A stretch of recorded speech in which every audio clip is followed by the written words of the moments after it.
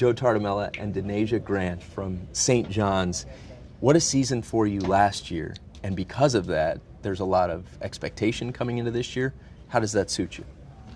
You know what, there's always expectations every year, and our goals never change from year to year, and as a program, being able to get to a fifth straight NCAA tournament is obviously something that we're very proud of. So making sure that we have an opportunity to do that again and get to a sixth and obviously vie again for a Big East championship are always things that are on the forefront for us as a program.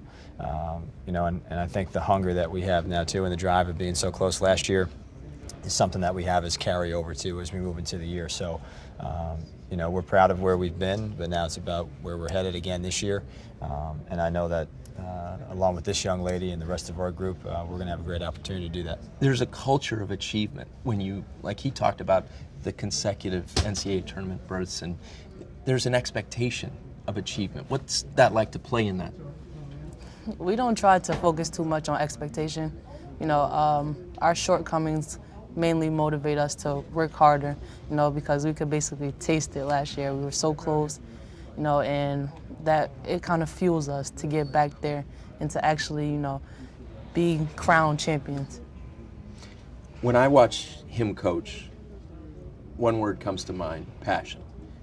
This is a guy who desperately wants his team to compete and win. What's it like to play for him? It's exciting, you know.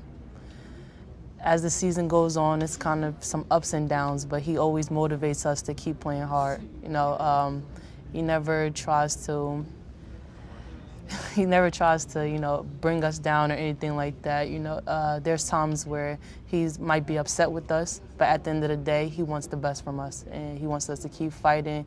And no matter if we win or lose, the effort has to be there.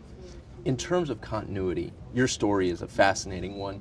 Having grown up in the area, having been a part of the culture of St. John's for so long, how has that continuity benefited you as it's been a seamless transition to your tenure? Yeah, I don't think anything's really seamless, but it's certainly helped. You know, I think when you have to switch seats and you have to move over those few inches, so to speak, it helps to know that you're in a place where you know the culture, you know the landscape, you've recruited kids who were there playing for you. Those things make you more comfortable. However, you still have to maintain a certain level of expectation of your own players, of your staff, of who you hire, and also the expectations of those around you in your community. So, you know, if you ask me if I would sign up in the first 2 years that we'd be able to continue to do what we're doing and go to 5 straight, I would have signed the dotted line right there. So, eagerly, right? Absolutely. But so it certainly helped. But I mean, you know what? Our players made it easy for us. Our administration makes it easy for me as far as that transition was concerned. And I know that we're in great hands with the team that we have and the leadership that we have, and I couldn't be prouder of Danaejah, of where she is today too, and being one of our leaders of our team. We marvel at Aaliyah Hanford, watching her in games. Mm-hmm. You see her day to day in practice. What is she like as a practice player? The same as in games. She goes hard every possession. There's never a play that she's not in it, whether it's getting a steal, getting a piece of the ball, a rebound. She's always in every play. She's active. From your vantage point? Yeah, you know what, Aaliyah, from the day she stepped on campus, she was probably one of our hardest workers in practice consistently every day. That's one thing that I think has made her who she is. I don't think she knows any better either, which is great.